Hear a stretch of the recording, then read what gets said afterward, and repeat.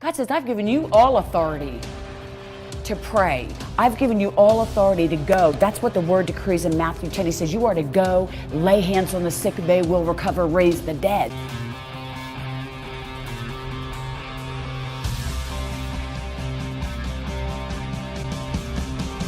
The Lord is calling you to arise and to shine, for the light has come. For his glory is not only around you, but it is in you. God wants you to know you have destiny. This is our finest hour that we are entering into. Jesus came so that we would have the fullness of who he is. We take the deliverance and the power and the authority of Jesus Christ in and bring the light in. Hi, I'm Angela Greenick. I want to welcome you today to my program, The Awakening. I am so excited today. I am here with such a dear friend, family, mentor, Ted Sladek. Ted, I want to say this before we get started. Last year, we did a television program together. We did a couple different clips. And you were on the top 3 of being watched from all over the world on all the networks that we have. People really connected with you. And some of my friends wrote me and said, Angela, there's just something about you both together. And I said, well, he's been a mentor, like a father. He's been a friend. And that's the DNA, that's that charisma that we have together, is that, my God, we were running together, over 20 years, something like that, and there's something about that. So I want to welcome you back, and I would like to ask you today, what is on your heart today that you would like to share with God's people? I think what I would like to share with God's people is something that I share and remind myself frequently, is in a poem that God gave me many, many years ago. And as you grow older and a little bit deferred, if that's the right word, you think about the past, and then you think about all the blessings that you got and how your life used to be before those blessings were forthcoming. So God gave me a poem, and I'd like to share it now. Absolutely. And I think I know it mostly by memory, but if I don't, I got it written down here. And it's called When You Know That You Know, That You Know That You Know. Why did I live with the pain for so long when the answer was so near at hand? Why did I live with this pain for so long when my Savior asked me to stand? Why must I hurt when it need not be? When it's Jesus' death that has set us free. When you know that you know that you know that you know. He lives now for you and for me. Now when the student is ready, the teacher appears. But why must it take me so long? I want all the blessings that I can receive, but where is my faith to be strong? The answer to these and to life's many woes is proclaimed by him in his word. When you know that you know that you know that you know, his voice is there to be heard. Now I started my walk with him by my side, and now my life is so good. I brought it to God, and he gave me his peace, just like he said that he would. You are my child, my God said to me, and I give you the strength to be true. When you know that you know that you know that you know, faith in him will carry you through. Amen. It's so powerful. It is, isn't it? It's so powerful because it takes you on a journey from where you began to where you're at today. And you have to really walk by faith and trust him. But one of the most powerful, to me, moments in that poem is that I'm his child. That's when the tears came in your eyes. I know, it's like the Holy Spirit's all over me right now. And I think, Ted, that many people, they love God, they go to church, and they're doing everything that they can, but they don't feel the Father's love from heaven. And I wanted to talk today, so this just really, God always has a setup for us, doesn't He? Mm-hmm. But I wanted to talk today out of 1 Samuel 30, and it talks about the process and how hard it is at times to see where we're at and where God's taking us. And He will point us in a direction, but we have to walk in faith as we're on life's journey. And every day we have to make a choice. Do we keep getting up? Do we keep going forward? Amen. You know, but at the same time, the one thing that I see, I don't care what nation, whether it's America or what nation I'm in all over the world, the one thing I see over and over is that spirit of adoption has to come out from God the Father to His sons and daughters. And that's the point that just hit me in that poem, is that there has to be that connection. What is it?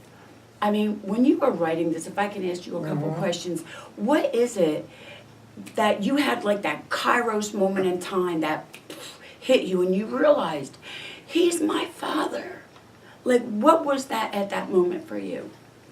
Well, it was strange because it was about 1 o'clock in the morning and I'm laying in bed. And God wrote the poem through me. Wow. And by 3 o'clock, it was all done. Wow. And I got up the next morning and I showed it to Carol. And I says, you know, I haven't looked at this since God gave it to me last night. And I don't know whether it's good or a piece of trash. Yeah. And she read it sitting at her desk up in the office. And she said, don't change a word. It's perfect. Mm-hmm. Now, when God gives you something, you don't have to worry about it. Not at all. You just do what He tells you to do. Yeah. And that's what He gave me, and that's what I wrote down. And obviously, it means a lot to me because it's rather a long poem, and I've submitted it to memory. And any time I need to, Yeah. I can call upon it, Yeah. because that's how He talks to me. Exactly. So it works pretty good.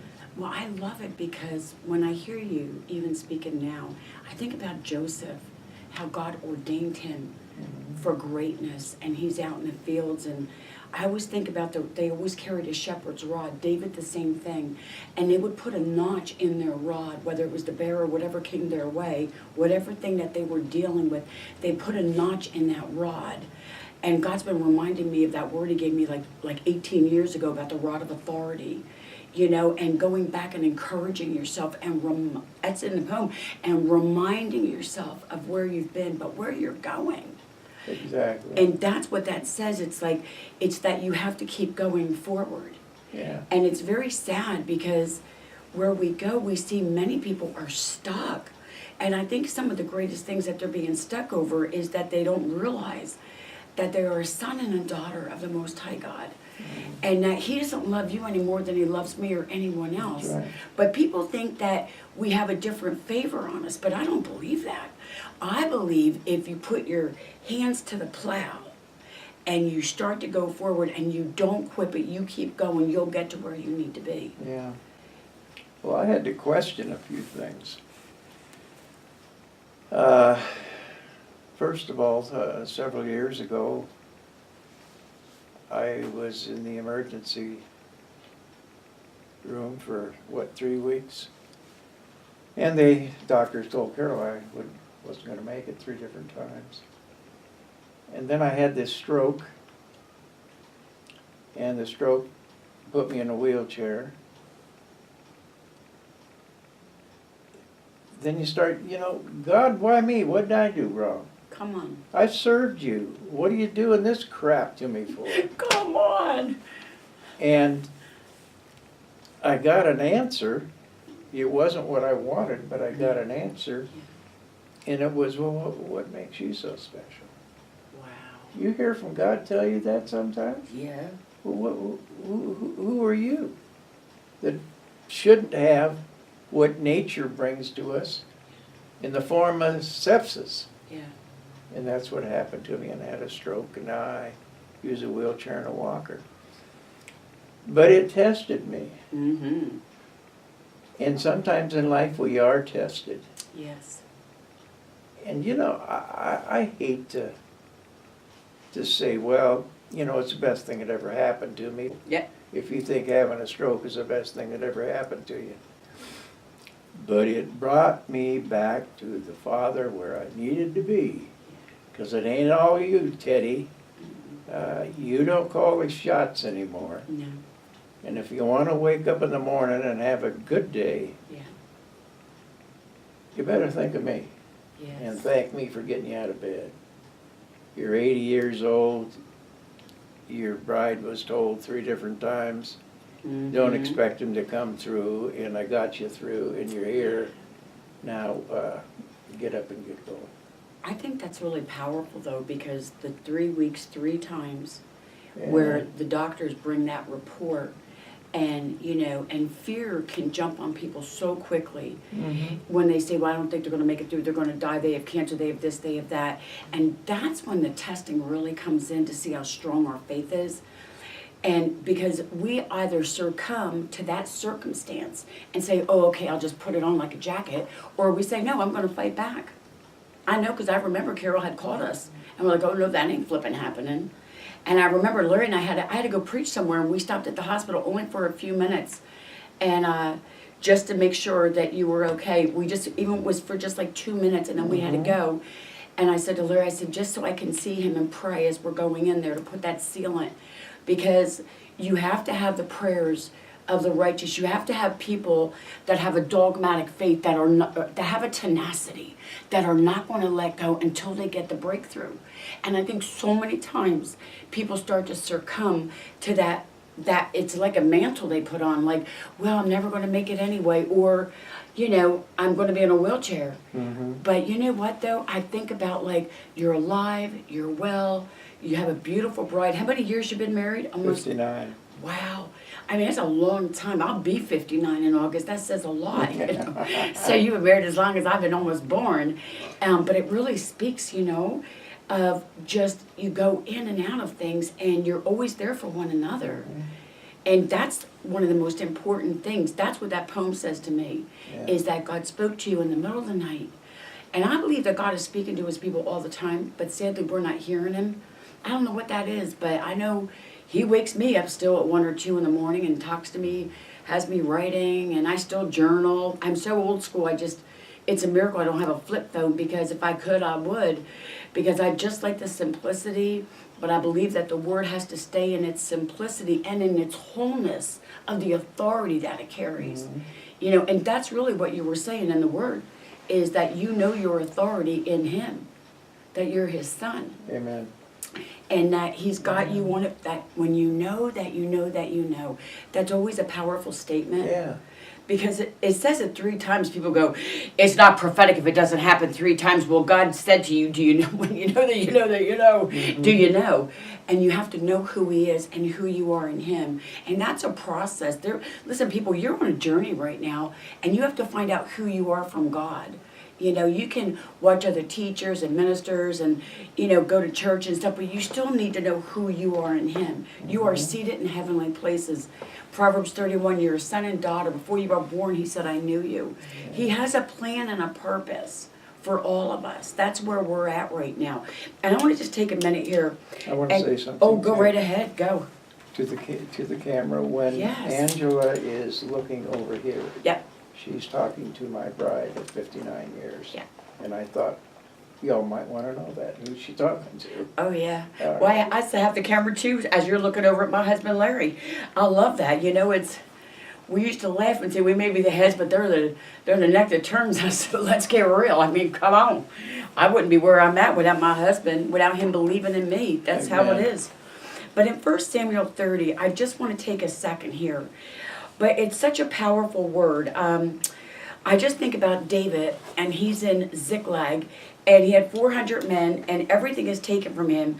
And an Amalekite is, you know, the people of that time. They were the first people that attacked Israel. But it was a spirit from behind. And I believe a lot of God's people right now are being attacked by the spirit from behind.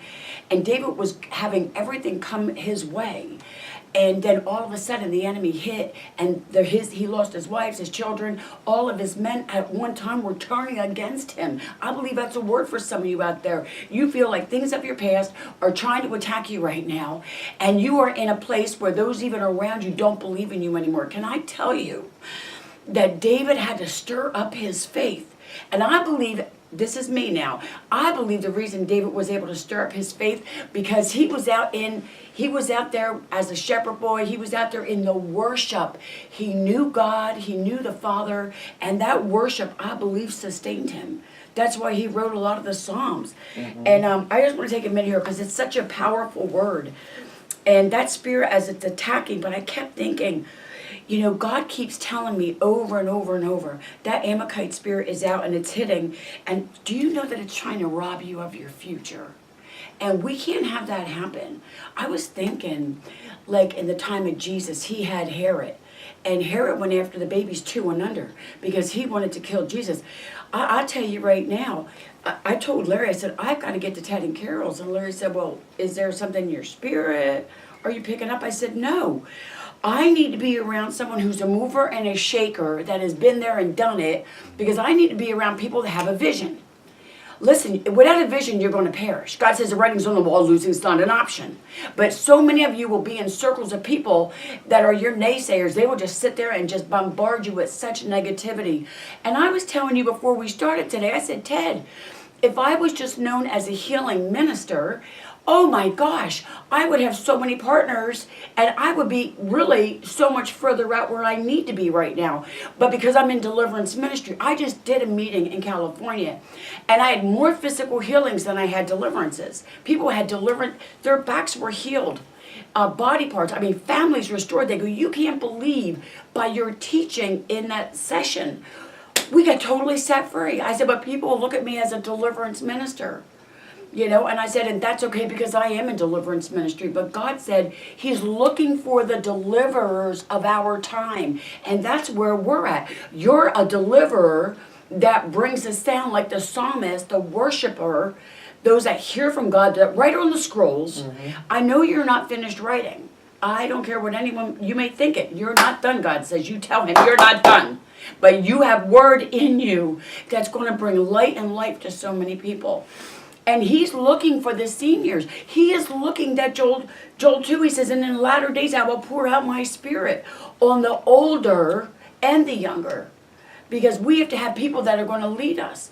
I'm in a place right now where I could be going so much further and I have to sit back and go, well, I'm praying. And then I go, Lord, having done all to stand, I'm standing. But I'm walking by faith and not by sight. And I believe in God for the impossible. Because the one thing that I'm seeing everywhere I go is that families are disgusted, families are falling apart, marriages are falling apart, and people are just giving up. And I'm like, but you serve the King. How do you walk away from that? Yeah. Okay, I have a question I want to ask you. Please. When we did our last program, you had talked about how you started in a one-room apartment or one room with a hot plate, and how did you go from having that mindset, because that's really what today is on, renewing the mind. How did you go from that mindset to being in such a beautiful home that I'm sitting in, and you had started a business, you and your beautiful bride, many years ago, but how did you start from nothing and became something? I didn't do it. I won't mention the doctor's name, but I went to one doctor and he believed in what I was doing. Exactly. He believed in buying the real estate that at that time we were selling 240 acres and we busted it up into 200 units and you could buy anywhere from 1 unit to 200 units. Wow. But he became a property owner of ours. And I says, Doctor, who would you like to have see what you just became a part of? And I says, when I call them, if you'll be kind enough to give me some people to go talk to, when I call them, I'm going to say this, that Dr. So-and-so said buy it or don't buy it. But Sladek's worth 5 minutes. Come on. to listen to. Whew. That's powerful. And that opened doors, and he did that, and that opened doors for me, and the next thing I knew, 2 years later, I had 89 or 84 physicians in this community. And then some all over the world when they went over to Europe or something to work. But having other people have the faith in what you do. Yeah. I forgot your question. But that is the question about, because that's what you're talking about. I asked you how you began from nothing to something. And Yeah. and I'm listening and I hear what you make happen for others, God makes happen for you. Yeah. And so you had someone open up that door for you to be able, that believed in you. Yeah. And the thing when someone opens up that door Mm-hmm. and they send you to the guy that's delivering babies and the guy that's putting valves in your heart. Yeah. I mean, he's sending you to his colleagues, Yeah. and you better blank be sure that you got it together, Exactly. that you're going to be honest in what you do, That's my key. that you serve the people Yes. as you would serve members of your family, if not better. Yeah. And I did that, and you're sitting in the results. But you know what I You get take from care that? of them. Yes. Who was it? Somebody told me Mm. that if you take care of your clients, they'll take care of you for the rest of your life. Yeah. Yeah. And they did. You know what I just keep hearing over and over is one word, integrity. Yeah. When you have integrity, because it's really sad saying this, but it's almost obsolete anymore. You know, it's almost like, what's that? You know, when you say to have the character of Christ, I'm all the time challenging people saying, but how can you do this and then say this from the pulpit? How can you do this and say this? Yeah. And then they don't want to work with me because they say that I'm too judgmental. But I'm not judging anyone. I'm just telling them what the Word of God says. And so, but it has to do with integrity. Yeah. And so I said to Larry, I go, you know, we know this is 2017. God really spoke and gave me this word. He said it's about the Shekinah glory. It's about my glory being ushered in.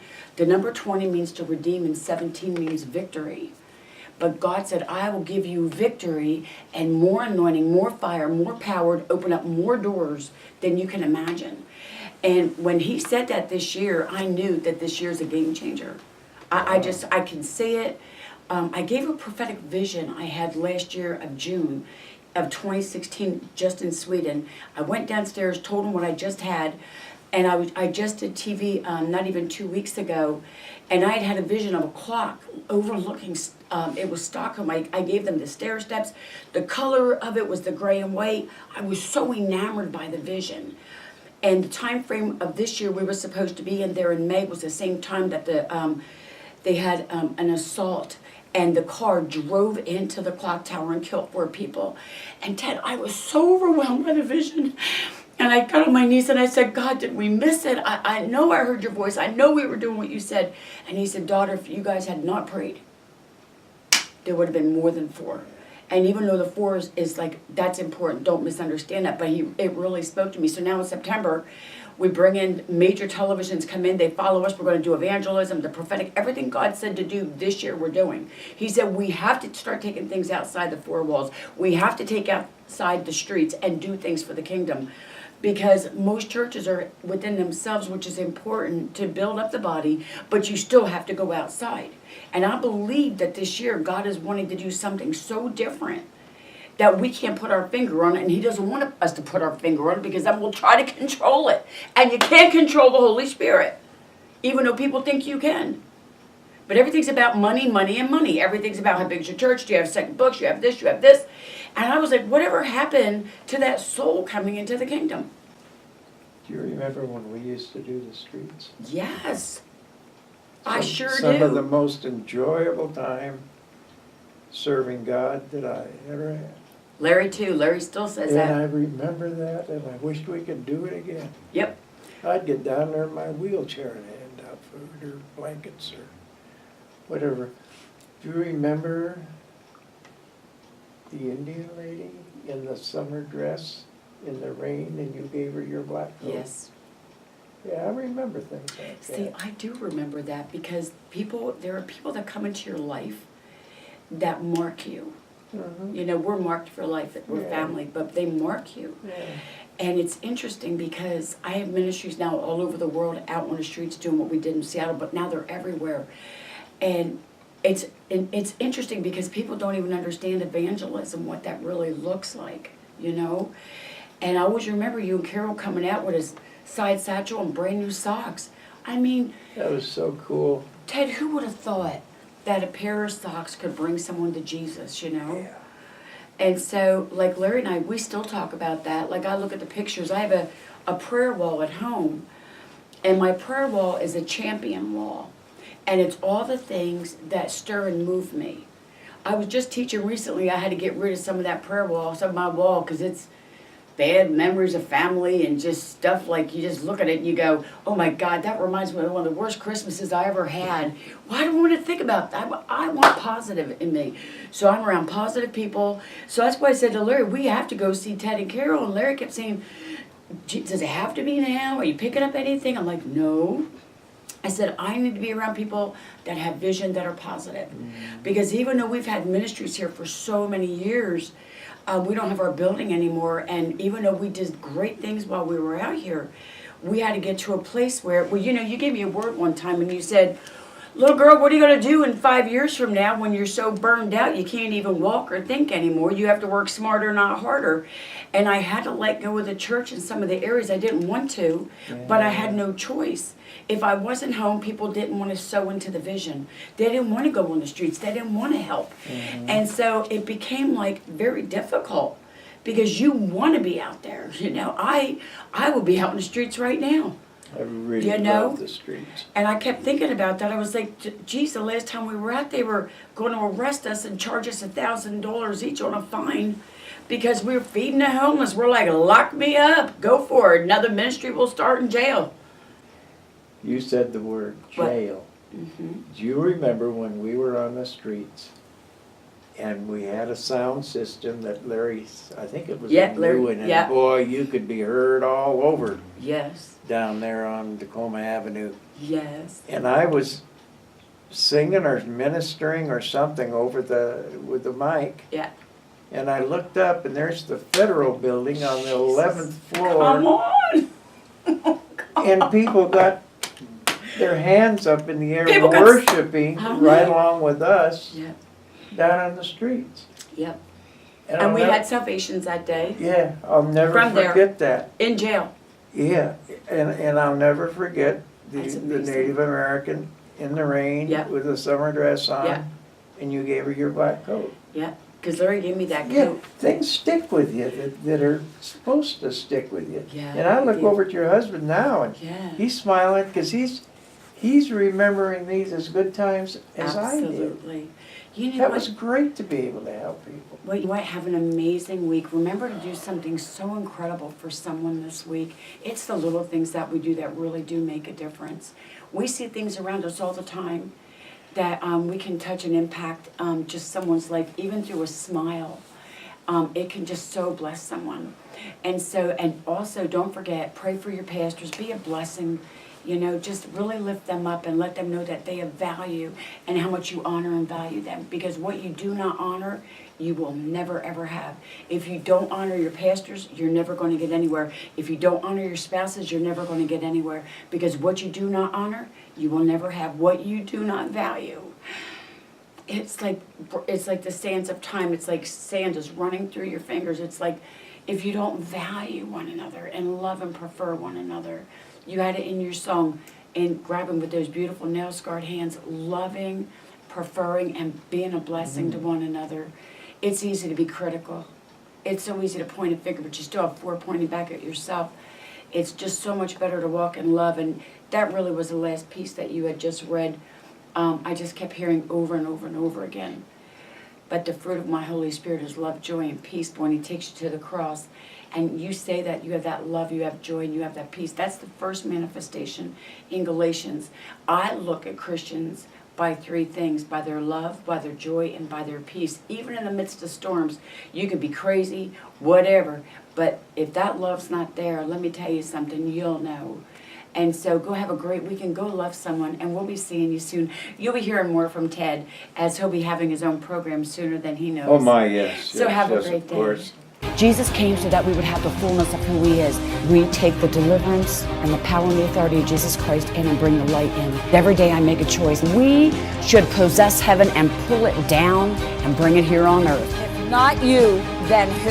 And if not now, God wants to know, then when?